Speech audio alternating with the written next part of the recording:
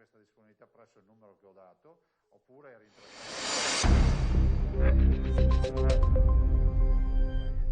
le molte associazioni che si stanno dando da fare.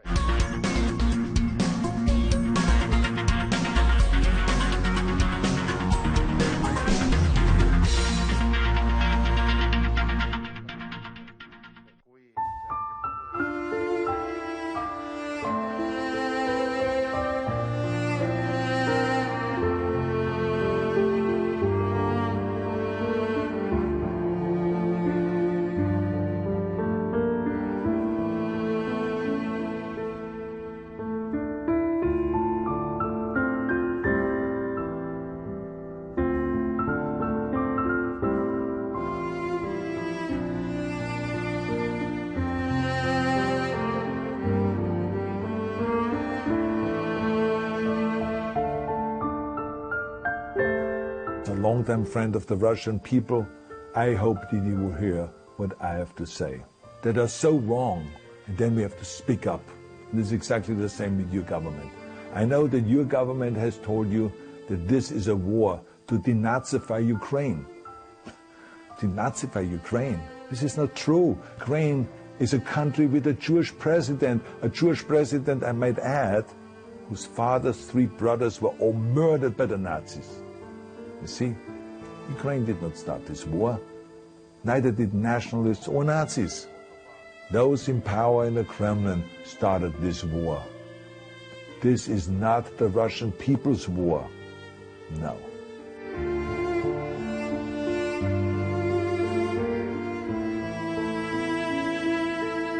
Now you have Ireland and Great Britain and the Republic standing together against a murderous dictator, a pure thug who is waging an immoral war against the people of Ukraine.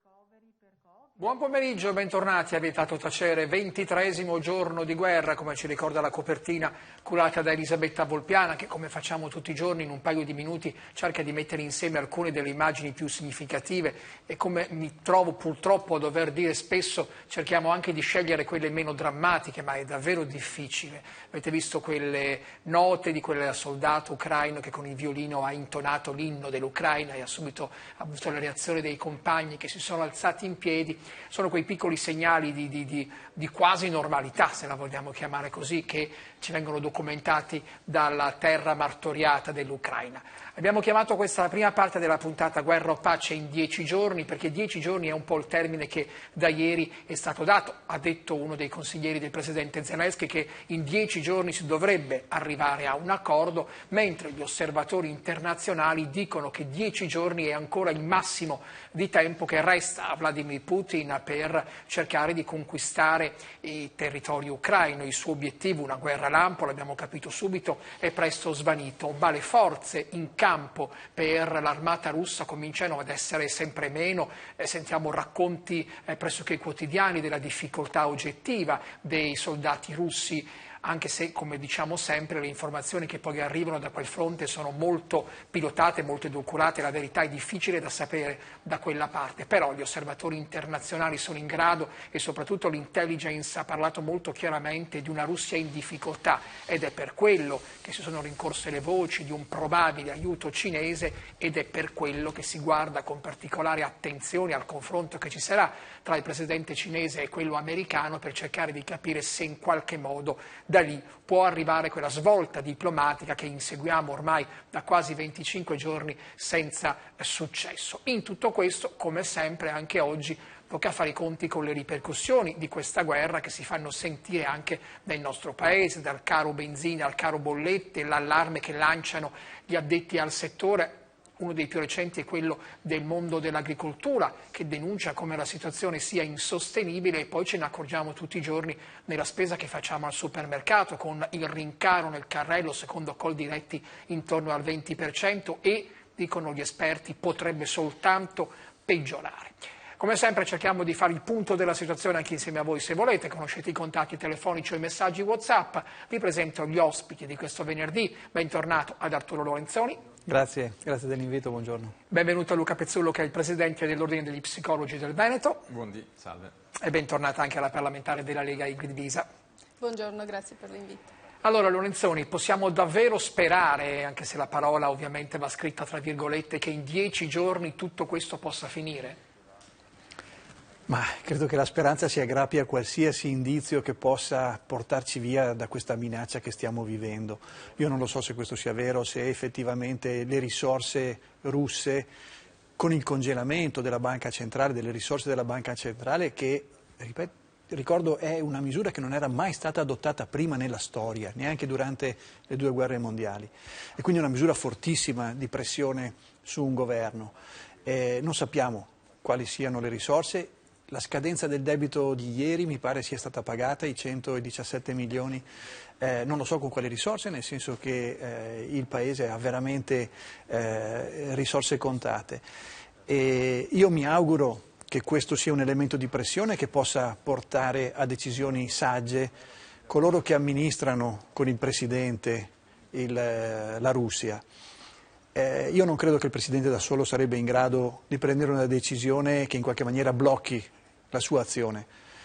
Non penso sia lucido a sufficienza per rendersi conto che di necessità deve trovare un'altra strada, e spero che la diplomazia internazionale riesca ad aiutarlo a trovare una via d'uscita da questa situazione che per lui è diventata di necessità: o vinco o muoio, questo è il mio timore. E quindi in qualche maniera riconoscergli una vittoria penso sarà indispensabile, non lo so quale, nel senso che non si può cedere al tiranno, però una via d'uscita io mi auguro che nei colloqui che ci sono tra Xi e Biden, che sono proprio in corso, possano individuare una soluzione che possa essere accettabile per il governo russo. Tra l'altro in questi minuti dovrebbe anche iniziare il discorso di Putin, no, alla nazione, quindi vedremo anche magari di cercare di capire cosa dice il presidente russo. Pisa, l'analisi che fa Lorenzoni è una di quelle che si leggono più spesso nei giornali in questi giorni, cioè Putin un risultato lo deve portare a casa, perché per come lo si conosce non ammetterà mai di aver perso e non accetterà mai di lasciare l'Ucraina così come l'aveva trovata 23 giorni fa. Questa è la cosa che forse ci fa più paura, no? Sì, questo sicuramente, insomma, perché conoscendo un po', insomma, leggendo caratterialmente com'è il presidente russo, credo che un minimo di risultato ovviamente in ambito anche diplomatico lo debba avere. Credo che comunque il presidente Zelensky, avendo fatto il passo indietro dicendo non voglio comunque entrare alla NATO, sia comunque insomma un'apertura che fino a quel momento non era stata fatta. Noi martedì alle 11 abbiamo il presidente Zelensky in collegamento alla Camera dei Deputati, quindi sinceramente anche da parte mia c'è anche un po' insomma di curiosità nel sentire direttamente dalle sue parole cosa appunto verrà a riferirci. Credo che io spero veramente che in questi 10 giorni si riesca ad arrivare a un punto di incontro, perché le vittime sono tante, i profughi sono tanti e guardando anche avanti dico le tempistiche poi per ricostruire quel paese, perché più tempo passa e più ovviamente c'è anche quella necessità, ovviamente poi c'è tutto l'aspetto insomma oltre che economico anche morale di queste persone insomma che hanno subito questi attacchi veramente in maniera indescrivibile. Io era una cosa che veramente mi ha trovata impreparata, perché ma credo insomma tutti che un'escalation così in pochissimo tempo, sì, non se l'avrebbe immaginato, no? Anche perché comunque eravamo focalizzati in 2 anni di pandemia, quindi comunque il mondo era canalizzato a quel tipo di notizie e non dico che la politica internazionale fosse passata in secondo piano, però c'erano altre emergenze e adesso un po' la situazione si è ribaltata e l'emergenza purtroppo è la guerra in Ucraina. Pezzullo ci aiuta su questo, no? Vediamo di fare un po' una fotografia della situazione. Prima che scoppiasse questo conflitto internazionale, tutti noi, i giornalisti per primi, ma anche i politici, ma i cittadini stessi, chiamavamo l'emergenza pandemica la nostra guerra. No? Qualcuno diceva questa è una guerra, stiamo pagando un prezzo altissimo di vittime e siamo costretti a vivere in un modo che non è quello della libertà a cui eravamo abituati, quindi tutti dicevamo quella è la nostra guerra. La mia generazione, io ho un po' più di 50 anni, diceva è la nostra guerra, lo dicevano anche, lo dicono purtroppo anche i ragazzi. Poi invece da 23 giorni la guerra, quella vera, ce l'abbiamo a 2000 chilometri da qui, no? Come stiamo reagendo come società a tutto questo? Siamo in una prova molto importante. Noi ci siamo effettivamente trovati per 2 anni in una situazione di emergenza collettiva, in una situazione di emergenza che più di ogni altra, prima di questa esperienza pandemica, ha messo un po' in crisi la sensazione di vivere in un mondo sicuro, che è una sensazione, un vissuto, una necessità psicologica per tutti noi. Sentire, pensare e credere che siamo in un mondo sicuro. I greci usavano la parola il cosmos, un universo ordinato, organizzato, prevedibile e rassicurante. Ecco, il caos ha fatto irruzione nel nostro cosmos 2 anni fa con la pandemia. Ieri era proprio il 18 marzo, anzi, oggi è l'anniversario della foto delle bare di Bergamo, che ci ricordiamo tutti quanti. Oggi è la giornata nazionale delle vittime del Covid, no? Poi ne parliamo, sì. E quello che stiamo vedendo adesso è stato un ulteriore cambio, proprio mentre ci stavamo da un certo punto di vista rilassando rispetto a una prospettiva, un'ipotesi insomma di riduzione della pandemia, che poi vediamo se i dati poi terranno, insomma stiamo andando a chiudere lo stato di emergenza, ci sono alcuni dati non proprio rassicuranti sulla variante BA2 di Omicron, ma vedremo ovviamente, insomma diciamo che ci stiamo assestando a livello nazionale, a livello internazionale a un'ipotesi di fine pandemia, a un parziale ritorno alla normalità e ci ritroviamo di nuovo a provare questa sensazione che il nostro mondo non è così sicuro, non è così sicuro come ce lo aspettavamo e come pensavamo fosse, tra virgolette, nostro diritto che fosse. E invece la realtà ci ha messo di nuovo di fronte a una invalidazione massiva di questo. E stiamo vedendo tutti i giorni queste scene di guerra, di bombardamenti, in cui è facile identificarsi.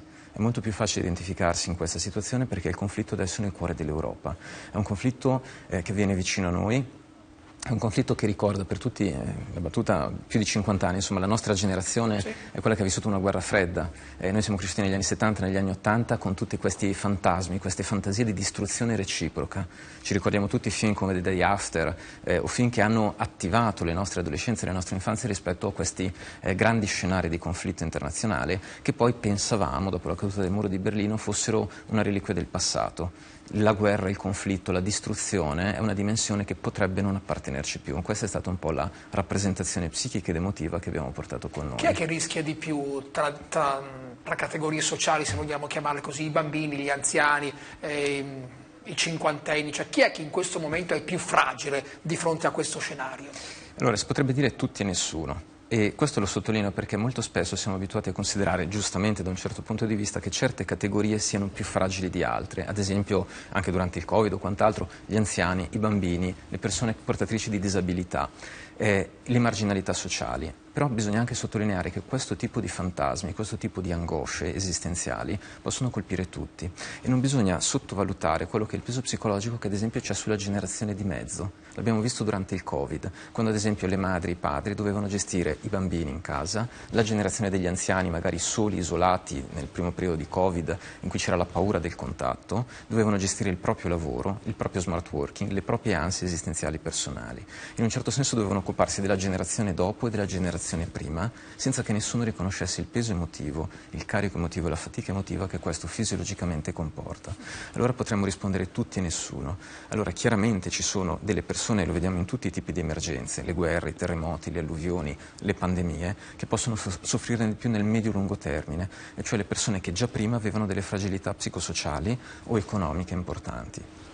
Noi psicologi diciamo sempre che l'emergenza è un grande amplificatore. Quello che prima era sotto traccia, dopo un'emergenza, dopo un periodo di solito di 1 o 2 anni emerge amplificato come una grande lente di ingrandimento. Le fragilità precedenti diventano fragilità molto maggiori dopo. Quindi la risposta potrebbe essere in sintesi tutti coloro che già avevano delle fragilità pregresse o delle marginalità importanti. Dopo un'emergenza sono quelli che di solito hanno i contraccolpi maggiori, anche perché spesso hanno meno risorse per farvi fronte. E questa è una criticità che stiamo vedendo. Le fragilità emotive, le fragilità psicologiche, le violenze intrafamiliari, l'aumento di psicopatologie importanti di cui stiamo assistendo in tutto il territorio regionale ma nazionale, lo vediamo soprattutto in persone che hanno avuto fragilità pregresse che qui si sono espanse ulteriormente.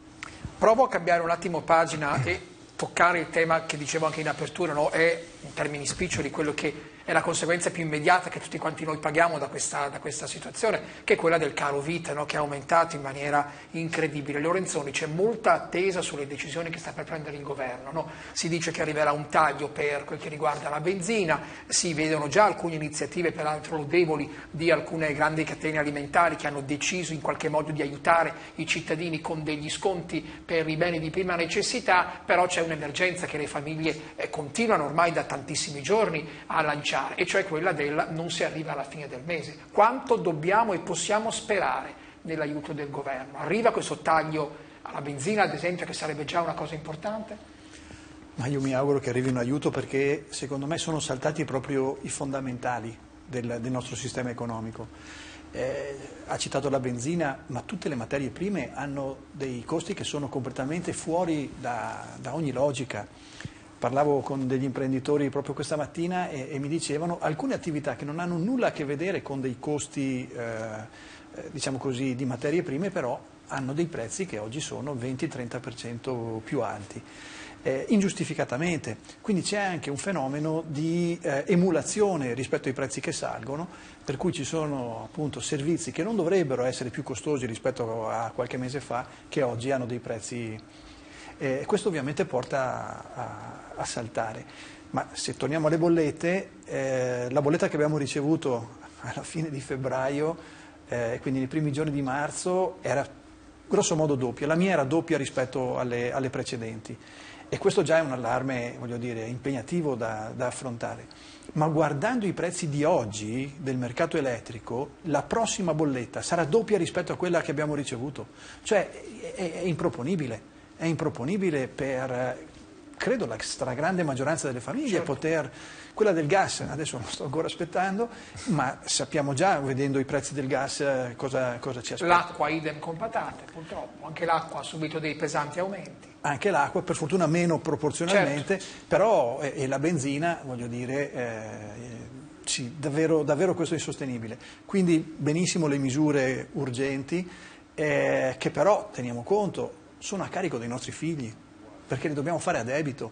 Quindi io mi chiedo, ma è giusto che io possa pagare un po' meno la bolletta per tenere viva l'impresa, se però la faccio pagare a mio figlio? È una scelta difficile, anche perché io non sono molto grato alla generazione dei miei genitori, che mi ha lasciato un debito gigantesco, più grande del prodotto interno lordo del paese. Rischiamo di fare uguale. Rischiamo di fare peggio, perché si somma a quello che ancora non abbiamo. Quindi questa è una scelta importante. Credo che nel breve termine il governo Draghi non abbia alternative, ma dobbiamo mettere in atto delle misure strutturali. Sul tema dell'energia, secondo me, un programma sull'efficienza energetica serio, immediato, deve partire, perché lo stesso allentamento dei costi che possiamo dare con un contributo lo possiamo andare andando a fare degli interventi sulla riduzione dei consumi. Lo dobbiamo fare in casa, lo dobbiamo fare nelle imprese, lo dobbiamo fare nella pubblica amministrazione, e questo spero che sia uno stimolo sano per migliorare la sostenibilità della nostra società. Però è una sfida veramente imponente. Sento il telespettatore, pronto? Direttore, buongiorno. Buongiorno. Luigi in Padova, buongiorno anche ai suoi ospiti. Prego Luigi. Io voglio usare la mia testa fino alla fine, perché la mia testa è mia e non è di nessun altro. E voglio dire una cosa, la pace si persegue, non è una cosa così, schiocchi le dita e invochi la pace, no. La pace la si fa non provocando gli altri. Noi abbiamo assistito in questi anni passati a delle provocazioni pazzesche, addirittura la NATO se n'è andata a fare esercitazioni in un paese che non fa parte della NATO, che vuole entrare nella NATO perché nel 2019 ha scritto in Costituzione che vuole entrare nella NATO oltre che in Europa. No?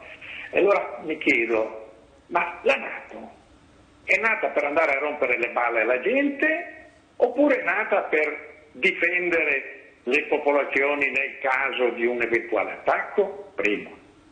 Secondo, perché la flotta della NATO è andata nel Mar Nero a fare provocazioni contro quel paese? Eppure noi abbiamo assistito negli anni che vanno dal 2014 fino al 2019 gli avvertimenti di Putin che dicevano attenzione che interverremo, se andate avanti interverremo. 14.000 morti, sono intervenuti. Oggi pace, tutti si trattano le vesti, si parla di terza guerra mondiale, ma noi abbiamo gente che è fuori di testa nella NATO. Attenzione, prima rompono le uova e poi le vogliono rimettere a posto. E no, non è così. Noi siamo stati in grado anche di spostare la Russia verso la Cina. E sa che bello che sarà andando avanti con questo sistema? Noi non dobbiamo mettere gente che ha l'Alzheimer a governare i paesi, le grandi potenze. Dobbiamo mettere gente che ha equilibrio, non squilibrio.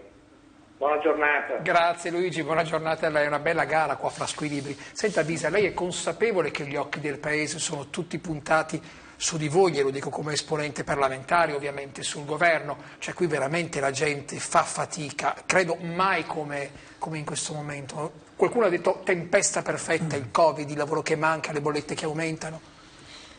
Sì, siamo consapevoli, tant'è che c'è stato un primo decreto cosiddetto energia che, parlando anche con i colleghi delle commissioni competenti perché era incardinato alla Camera e era in commissione attività produttive e ambiente, hanno fatto veramente credo quasi un centinaio di audizioni in pochissimo tempo e durante queste audizioni, visto appunto che l'emergenza era più veloce di quello che era sostanzialmente l'iter del provvedimento, il governo si è reso conto che era necessario subito un secondo provvedimento, tant'è che credo che arriverà in aula con pochissime modifiche proprio per dare celerità e credo che insomma in giornata al massimo lunedì ci sia un altro Consiglio dei Ministri appunto per sopperire a quelle che erano le richieste poi che sono emerse nel corso delle audizioni, ma di quello che si vede poi quotidianamente, perché ovviamente il consigliere regionale prima diceva a me non è arrivata ancora la bolletta del gas, a me è arrivata e effettivamente è il doppio dell'anno scorso, quindi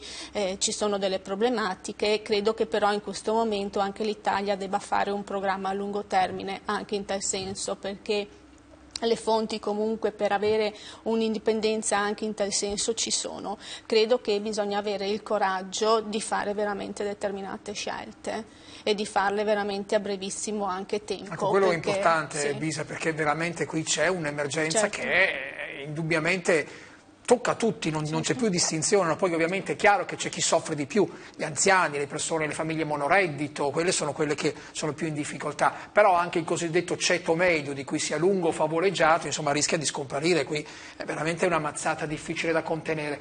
Vado in pubblicità, ci vediamo tra poco.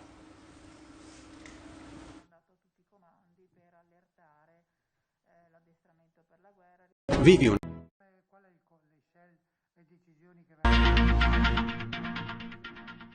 Eccoci alla seconda parte, affrontiamo un altro tema importante perché in tutto quanto questo, lo dicevamo anche in apertura, non siamo reduci da 2 anni di Covid e ci diceva già prima il dottor Pezzullo, in qualche modo si comincia a vedere un po' la luce in fondo al tunnel, l'abbiamo invocata talmente tante volte che adesso sta per arrivare e quasi non ce ne accorgiamo. Invece sapete che ieri il Consiglio dei Ministri ha in qualche modo annunciato una serie di novità che cambiano la nostra vita, un po' alla volta aboliamo il Green Pass, dal 1° maggio potremmo abolire anche la mascherina, insomma è un ritorno alla quasi normalità. Pezzullo, in questo momento quanto è importante far capire alla gente che è finita l'emergenza e che si torna per l'appunto alla vita di prima o quasi alla vita di prima? Questo è un punto abbastanza delicato perché stiamo passando da uno scenario cosiddetto pandemico a uno scenario probabilmente endemico del Covid, il che significa che da un lato possiamo andare a ridurre tutta una serie di restrizioni, tutta una serie di vincoli che ci sono stati e hanno caratterizzato la nostra vita sociale e personale in questi anni. Al contempo questo però non vuol dire che in un certo senso ci sia il liberi tutti, perché questo potrebbe essere un rischio significativo. Si è visto che in alcuni paesi in cui il liberi tutti è andato a impattare, ad esempio sul nostro comportamento quotidiano, vedi Inghilterra, vedi Danimarca, vedi Cina stessa, sono ripartiti rapidamente dei focolai epidemici. Allora a questo punto quello che forse dovremmo aver imparato in questi 2 anni di pandemia da un punto di vista psicologico è che non è un on-off, ma il cambiamento, la riduzione importante in questa fase di una serie di misure di controllo che sono state importanti durante il picco invernale di Omicron non deve corrispondere al il virus è scomparso. Deve corrispondere invece a un tema di responsabilizzazione, come dire, non sarà più la legge esterna che impone dei vincoli, ma lo deve mettere la mia responsabilità nel mettere in atto una serie di misure che garantiscono una sicurezza a me, la mia famiglia, i miei cari, il mio contesto, la mia comunità. E quindi in un certo senso io questo passaggio lo leggerei proprio in termini psicologici di responsabilizzazione dei cittadini. Per cui se saremo responsabili, allora questo potrà effettivamente portare a una fase molto positiva di ripresa di una quasi normalità. Se non lo saremo a sufficienza o faremo finta per un pensiero magico che tutto è scomparso, che come dire, per carta bollata a fine marzo scompare il virus, quello potrebbe essere invece un comportamento un po' più rischioso. L'abbiamo visto anche con la nostra mente da questo punto di vista tende purtroppo a cercare delle rassicurazioni, anche quando le rassicurazioni se le dovrebbe costruire. Ci ricordiamo tutti quel famoso detto che 2 anni fa furoreggiava: andrà tutto bene. Ecco, non possiamo pretendere che le cose vadano bene per pensiero magico, ma se le faremo andare bene noi.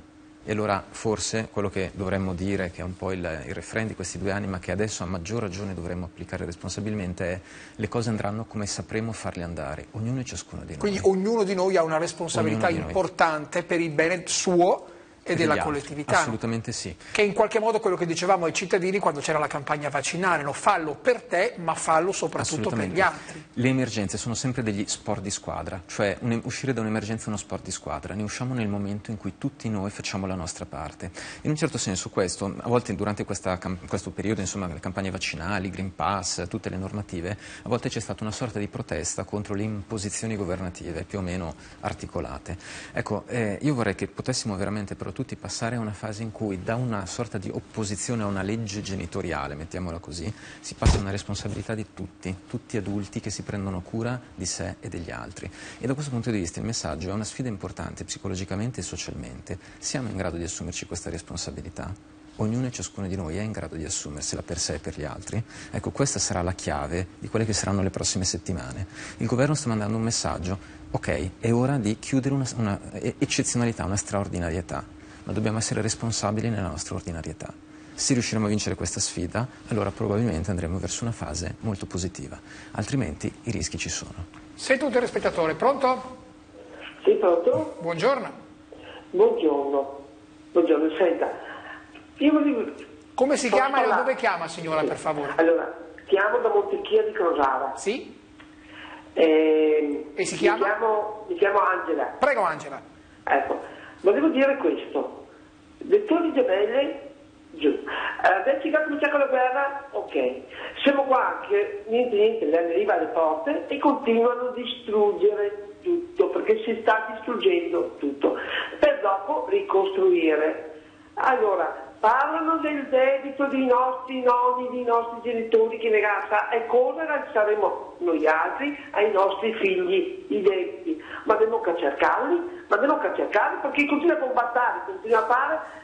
Se invece di bombardare mettessimo soldi vicino per saldare i debiti che avevamo, non sarebbe mica meglio? Signora. Non so se riesco... No, guardi, il suo è uno straordinario esempio di saggezza popolare. Allora, sarebbe bello. Le dico una cosa, sono pensionata, ho lavorato una vita, sto lavorando ancora, perché con i campi sto lavorando ancora. Per 700 euro al mese, va bene? E devo pagare, siccome che sto lavorando ancora, io devo contribuire ancora ai contributi, a pagare, mettere soldi dei contributi. Non sapete che sono in pensione.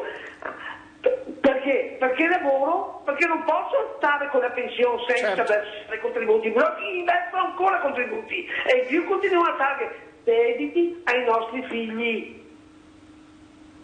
E aumentare le bollette, ma Dio santo, i nostri governanti fanno veramente pena, dico solo pena, mi fanno pena, perché se loro vivessero con uno stipendio di uno di noi italiani, poveri disgraziati di italiani, poveri miseri che siamo. No, loro non sarebbero capaci di vivere neanche una giornata.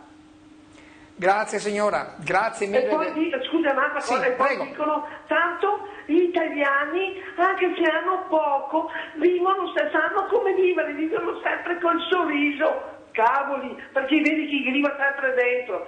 A voler andare a cerchiare Roma, se ti fuori dalla porta, nessuno è qui che dentro. Vedo come ti fanno a mangiare, no? Però i bunker per sotto chi scappa e si fa sempre lui. Grazie signora. Tutto per noi. Grazie mille, grazie, buona giornata. Lorenzoni, secondo lei siamo pronti a questa sfida? Avremo tutti quel senso di responsabilità tale per cui quella fine emergenza sarà davvero finita per tutti?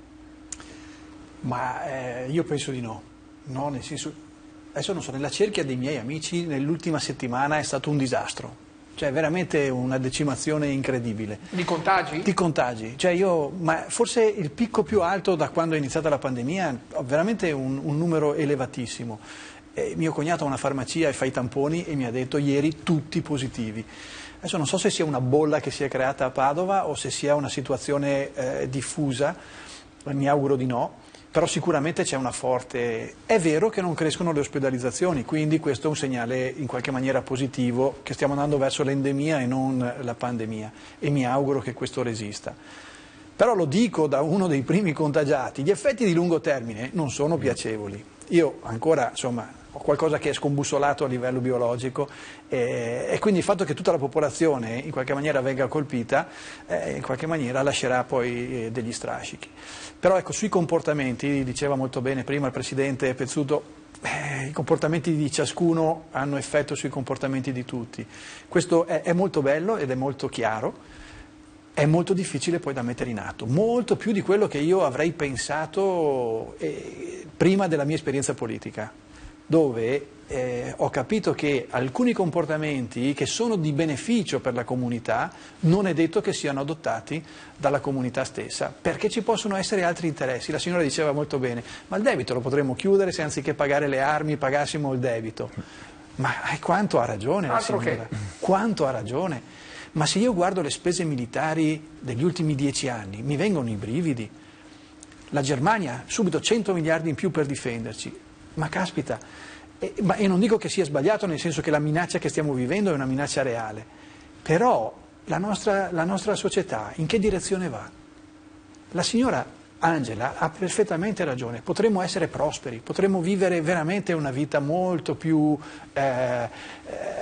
aperta, meno difficile. La signora insomma è in pensione e deve continuare a lavorare per in qualche maniera avere una vita dignitosa, e capisco la fatica e c'ha perfettamente ragione.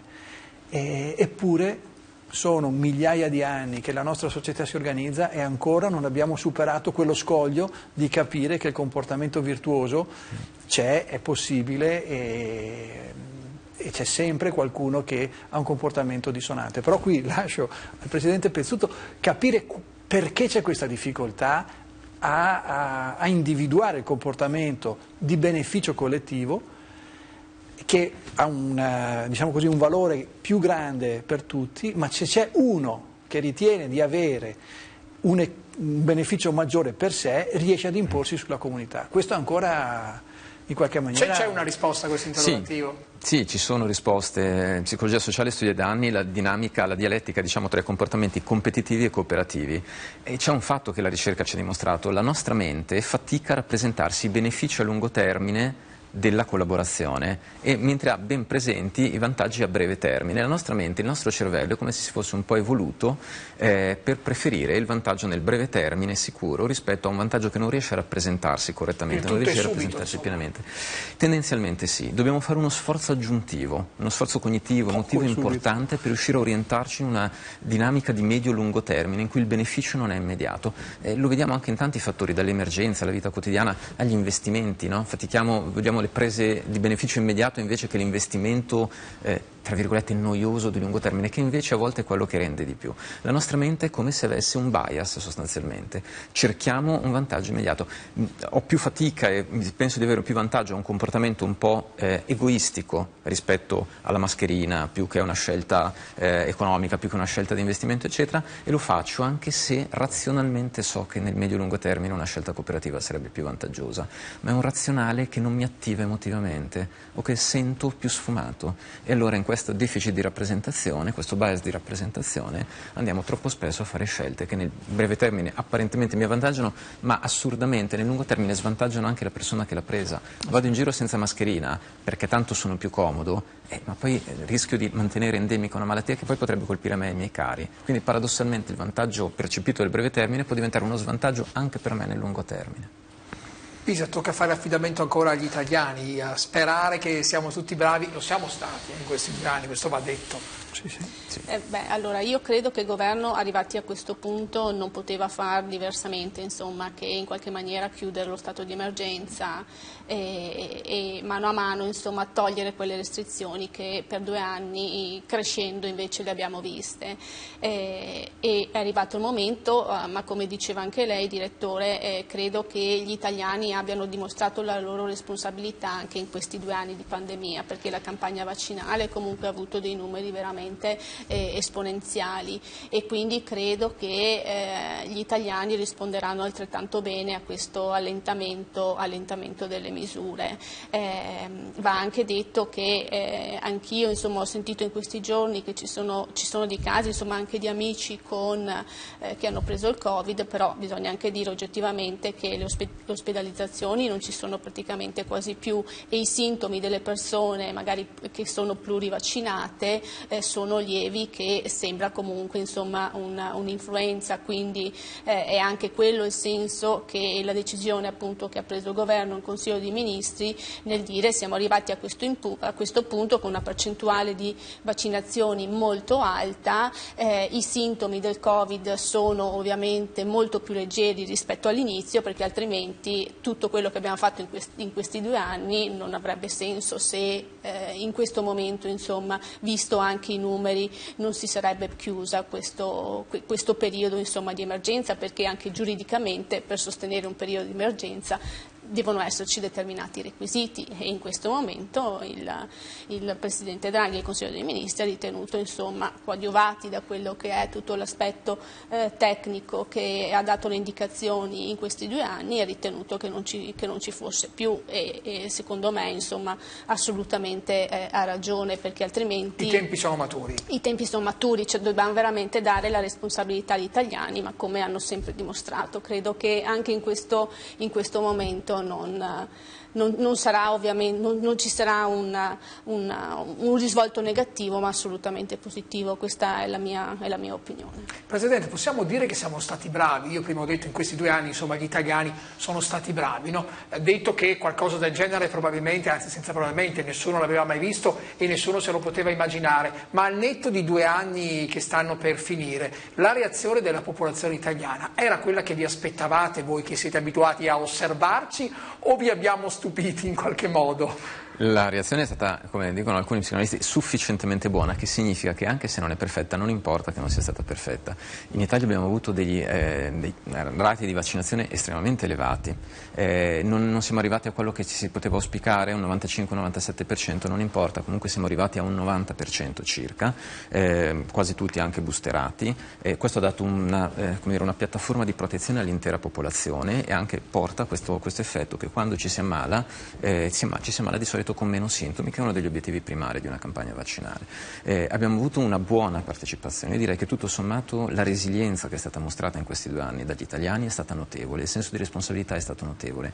Ecco, questo è un aspetto che secondo me è importante focalizzare, perché molto spesso anche nelle narrative mediatiche, evidentemente, ma è fisiologico, si enfatizza il Novax, il fanatismo, le polemiche forti. Perché i pochi fanno più rumore, no? È l'albero che cade e la foresta che cresce. No, ecco. In realtà sarebbe importante raccontare le storie e la narrazione di un popolo di decine di milioni di persone che si sono fatte carico di sé, della propria famiglia, di tante altre persone, si sono protette e hanno protetto gli altri e in 2 anni molto difficili da un punto di vista sociale, psicologico, economico hanno comunque portato avanti il paese in maniera significativa, assumendosi quindi delle responsabilità in senso positivo e proattivo. Ecco, questa è una narrazione che dobbiamo fare e ce la dobbiamo riconoscere. Poi come italiani siamo spesso abituati a dirci in Italia non funziona mai niente, siamo un popolo così e cos'ha, un po' di orgoglio anche su questo, sulle cose positive che siamo riusciti comunque a fare in un periodo difficilissimo. Ecco, questo ce lo dobbiamo restituire come narrazione. Poi ci fa bene. Sì, è importante riconoscerselo. Ecco, gli psicologi dicono sempre questa cosa, che quando hai fatto una cosa importante non è mai scontata, te lo devi riconoscere. Psicologicamente è protettivo e importante. Non sottovalutiamo le cose positive che facciamo, perché è una parte importante della nostra igiene mentale. Mi fermo per un po' di pubblicità, ci vediamo tra poco per l'ultima parte.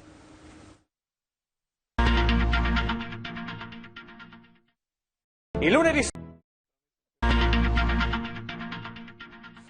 Eccoci all'ultima parte. Devo fare inevitabilmente un passaggio con Lorenzoni e Bisa sulle elezioni amministrative. Parto da lei, Bisa, perché ieri in questa trasmissione è accaduta una cosa che un po', insomma, stamattina è ripresa da molti quotidiani, no? Avevamo un confronto su Verona, lei avrà letto, immagino, sì, no? Ho letto. E quello che è accaduto ieri, e cioè che c'erano qui Flavio Tosi e l'ex segretario regionale della Lega, europarlamentare Gian Antonio D'Alè, e parlando delle elezioni di Verona, D'Alè ha detto: io Sboarina non lo voterei mai, e abbiamo raccontato anche ieri che invece in realtà Sboarina è il candidato sindaco di Verona, appoggiato anche dalla Lega. C'è molta attesa perché oggi a Verona arriva Matteo Salvini, qualcuno però, Tosi soprattutto, ha detto non hanno imparato la lezione, anziché scegliere i candidati indicati dalla base, scelgono i candidati nelle riunioni romane, riferendosi a Sboarina. Non l'avete imparata quella lezione oppure sì? Ma io, guardi, non credo, insomma, che le elezioni... Lei è così contenta di non essere veronese, no. Me lo dica.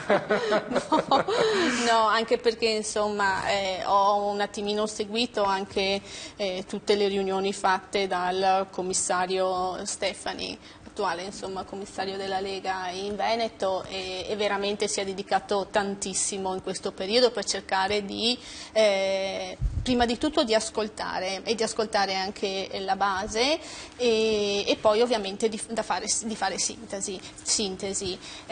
Quando si parla comunque di città grandi non è mai semplice fare sintesi, perché ci sono magari anche singolarmente, sostanzialmente, delle aspettative che magari possono in qualche maniera, per qualche motivo, non accondiscendere a quelle che sono poi le scelte avvalorate dal segretario federale.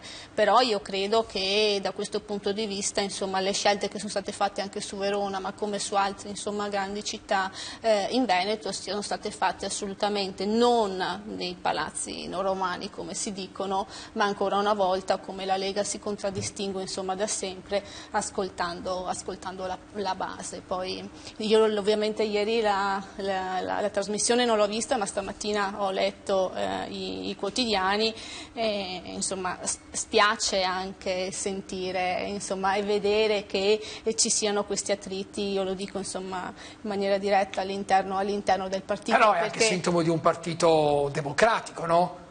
Partito, diciamo democratico, non attaccato, se no andiamo in altra casa.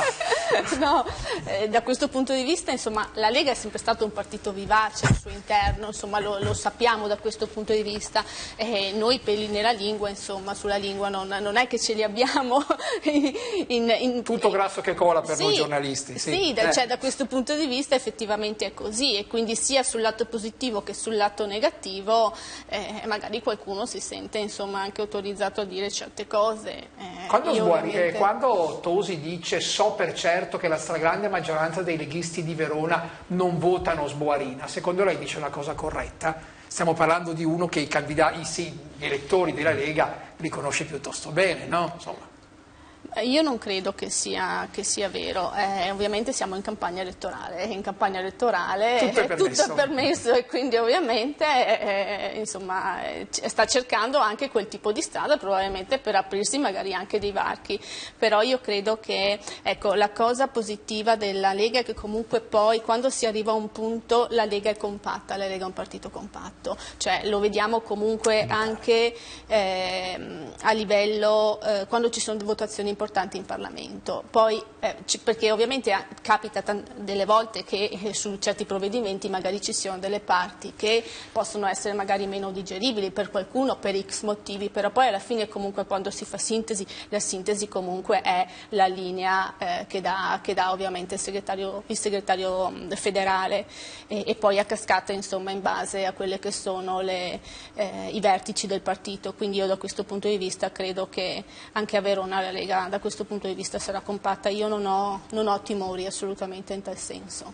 Il buon Lorenzoni, anche lui è al centro di un piccolo giallo politico, ieri è stato nominato in questa trasmissione, ad un certo punto qualcuno ha detto ma anche a Padova Lorenzoni ha detto che non vota Giordani, perché effettivamente ha fatto un po' di rumore la sua dichiarazione, no? Ricordiamo ai distratti, si va a votare anche a Padova, Sergio Giordani è il candidato del centro-sinistra, sondaggi alla mano, peraltro parrebbe una gara abbastanza semplice, però Lorenzoni, che in passato è stato il vice sindaco di Giordani, è corretto, ha detto che non è proprio del tutto convinto di votare per Giordani.